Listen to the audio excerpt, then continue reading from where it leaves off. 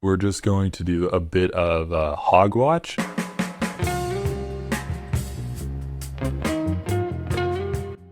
There's a bunch of people in the rural America that own farms, and not only are their labor force being cut, but also because of the tariffs, their customers, namely China, are not buying as much product as they would be buying from them.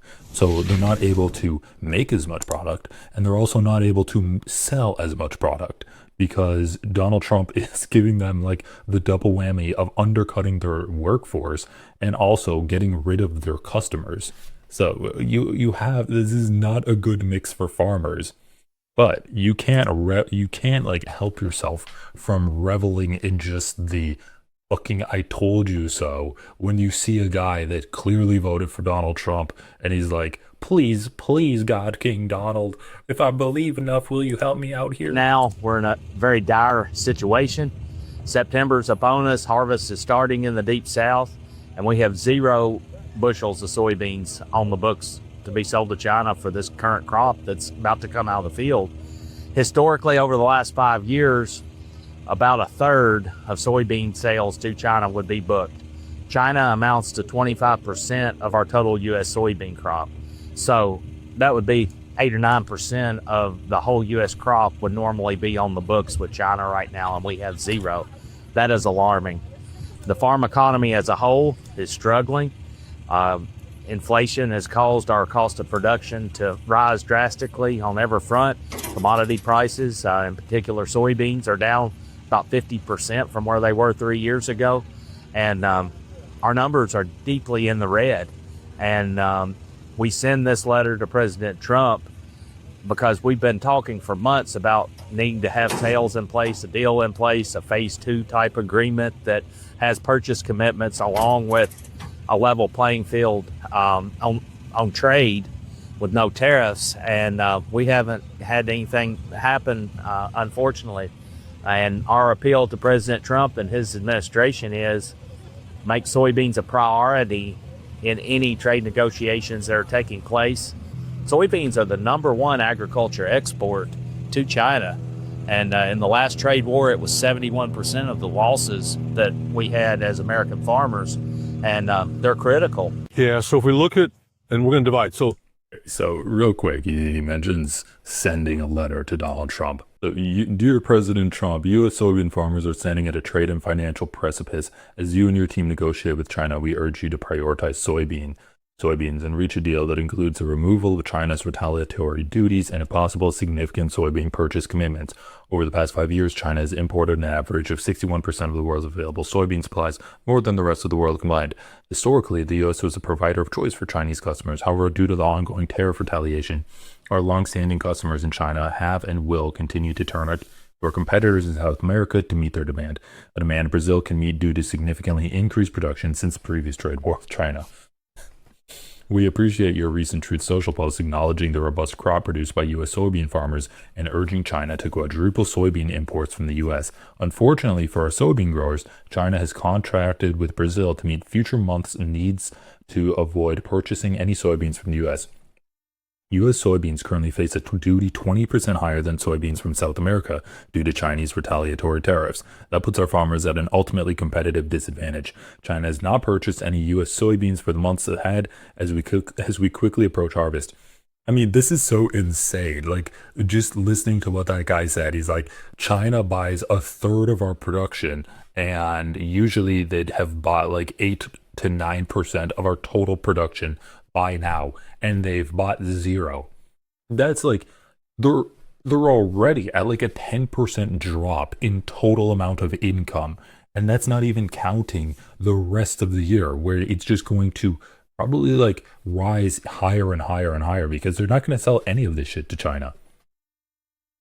These soybean farmers are so screwed. They're so screwed because even if Donald Trump strikes some kind of last minute deal, it's going to be too late for these soybean farmers to get their product to China. They're not going to have enough people to actually help harvest the soybeans due to the crackdown on immigration that Donald Trump has done, especially like laborers on farms?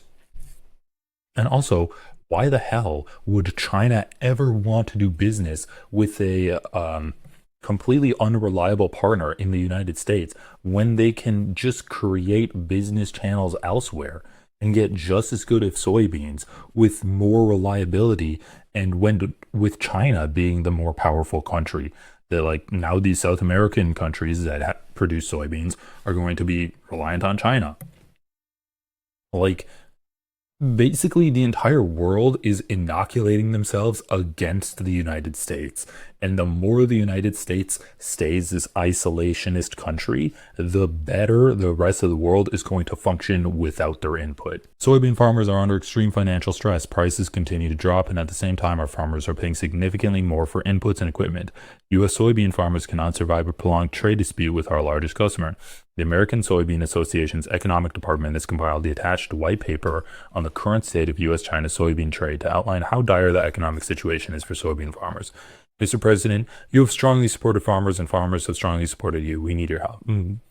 When has he ever strongly supported farmers? What did he do? You renegotiated NAFTA and then said it was a horrible deal after he did? I'll stay with grain and oilseeds because that's what I do day to day. But I just have to say one thing about livestock. For livestock folks, we're in good world for them right now. So I'd love to be able to have as good a world that they're having in GNO, but we just don't. And so there's just so many things, and it's really a supply story this year. When you think about across the globe, we haven't had a year where every country's almost saying on all 8 cylinders where we're getting full production. And that's where we are right now. It's also too a bit of a dichotomy in the US is that we're building corn stocks, but the world is not. It's just the opposite in soybeans, where the world's building soy stocks and we're not. And so it's a very weird world, but the fact is we just have so much supply in the world, that's just going to keep prices, really on the defensive. So we have those farmers asking for a soybean bailout, and here's another mega farmer asking for it. Worried as I am now about whether or not my kids and grandkids will be able to carry on. He said, "I'll do, Mr. Trump. Kids will be able to carry on." This is farm country John Deere. Wait. Trump said he loves you? I'll do, Mr. Trump. I need to see the fruit in my life. Hi, my customers. Dude, do these people actually believe that Donald Trump loves them? That he cares about them at all, other than, like, is treating them as brain-dead sheep that he can just herd into the voting booths? That's how serious the Or what? See the fruit in my life. 5 of my customers have committed. That's how serious that this is. And what it costs? Bro, leave it to Trump to take our economy into a worse position than we were 5 years ago at the height of the COVID pandemic. Well, I guess not technically worse, but just as bad.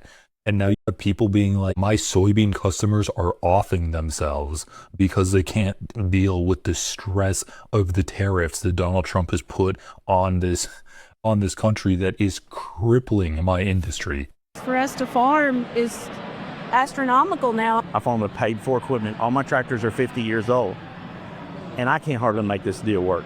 I think the tariffs are the ice cream on the cake of a perfect storm. After a horrible year last year where They're the ice cream on...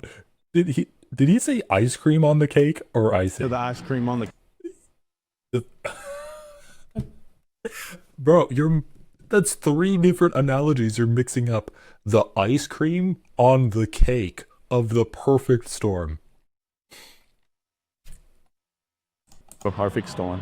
After a horrible year last year where most farmers in Arkansas Delta lost money, this year's going to be worse. We made a decision to go out this year in the spring. So my son will not be the 7th generation on our farm. We're going to lose 25 or 30% of the farmers in this country if they don't do something. Yeah, and who's going to buy all of that farmland? It's going to be the largest, most elite farms that can just absorb this price shock, and they can buy up all of the other farms and solidify their monopoly on agriculture in the United States. This is only going to help Donald Trump's oligarchy buddies. And it's sad to say, But for once, it's not a minority group. It's not like an ethnic group that's being discriminated against, or trans people or gay people. It's farmers. It's Republicans that are now suffering as suffering directly as a result, due to policies that are directly attributable to Donald Trump. So, we always say that, oh, trans people, black people, they understand that that Republican conservative policies are against them. They scapegoat them, they treat them like the enemy, and they marginalize them in society. And so they're always going to vote Democrat. If the Democrats can stand up and give a more pro-working class message, none of this fucking let's all start small businesses in majority neighborhoods, and then you can get a small tax subsidy. Let's get some real populist messaging going on. I want a Democrat to say, if you vote for me and I become president, if you want a good paying job, you can get 40 hours a week with paid time off, healthcare benefits, and anyone that wants a job working for the government can have a job that pays a livable wage. I want that to be the platform of the next Democratic candidate for president.